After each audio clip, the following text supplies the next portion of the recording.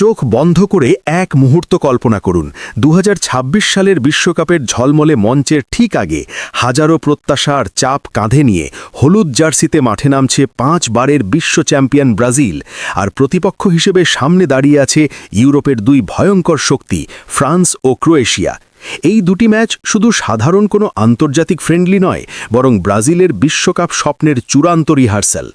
Brazil football confederation CBF ইতোমধ্যেই ঘোষণা করেছে ২০২৬ সালের মার্চ মাসে যুক্তরাষ্ট্রের মাটিতে ফ্রান্স ও ক্রোয়েশিয়ার বিপক্ষে দুটি হাই ভোল্টেজ প্রীতি ম্যাচ খেলবে সেলেসাওরা, যা হবে বিশ্বকাপের আগে তাদের শেষ প্রস্তুতি পরীক্ষা। বিশ্বকাপের টিকিট আগেই নিশ্চিত করে ফেললেও কোচ কার্লো অ্যাঞ্চেলোট্টির কাছে এই ম্যাচগুলো মানে শুধু ফল নয়, এগুলো তার মাস্টার প্ল্যান বাস্তবায়নের শেষ সুযোগ। অ্যাঞ্চেলোট্টি চাইছেন এই দুই ম্যাচে পুরো স্কোয়াডকে ঝালিয়ে নিতে, খেলোয়াড়দের ফর্ম, ফিটনেস, মানসিক দৃঢ়তা আর ট্যাকটিক্যাল বোঝাপড়া একসাথে যাচাই করতে। সূচি অনুযায়ী প্রথম বড় পরীক্ষা আসবে ২৬শে মার্চ ২০২৬, যখন ব্রাজিল মুখোমুখি হবে বর্তমান বিশ্বের অন্যতম সেরা দল ফ্রান্সের। এই ম্যাচটি আলাদা করে নজর কাড়ার কারণ শুধু ফ্রান্সের শক্তিশালী স্কোয়াড নয়, বরং ইতিহাসের সেই তিক্ত স্মৃতি ১৯৯৮ বিশ্বকাপ ফাইনালে প্যারিসের মাটিতে ৩-০ গোলের লজ্জাজনক পরাজয়, যা আজও ব্রাজিল সমর্থকদের মনে কাঁটার মতো বিঁধে আছে।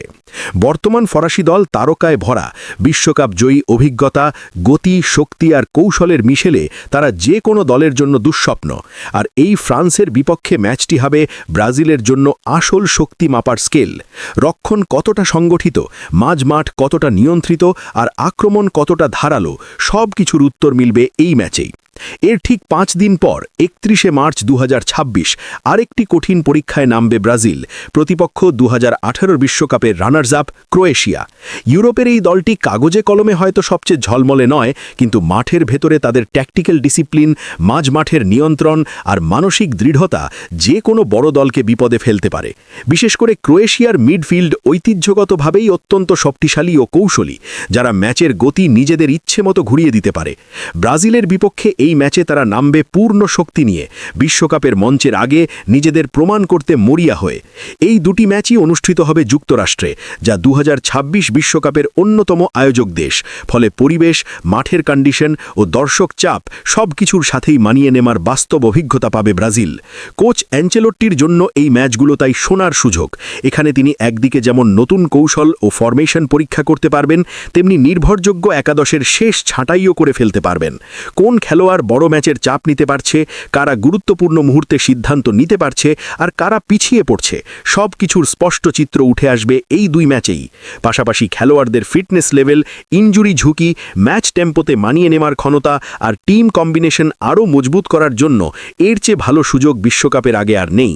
কঠিন প্রতিপক্ষের বিপক্ষে খেলার এই অভিজ্ঞতা ব্রাজিলকে শুধু টেকনিক্যালে নয়, মানসিকভাবেও আরও শক্ত করবে, যা বিশ্বকাপের নকআউট পর্যায়ে পার্থক্য গড়ে দিতে পারে।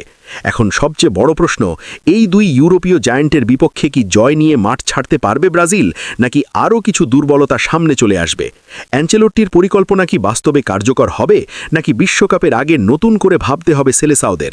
আপনারা কি মনে করেন, ফ্রান্স ও ক্রোয়েশিয়ার বিপক্ষে এই দুই ম্যাচে ব্রাজিল কেমন করবে? কমেন্টে জানাতে ভুলবেন না আপনাদের মূল্যবান মতামত।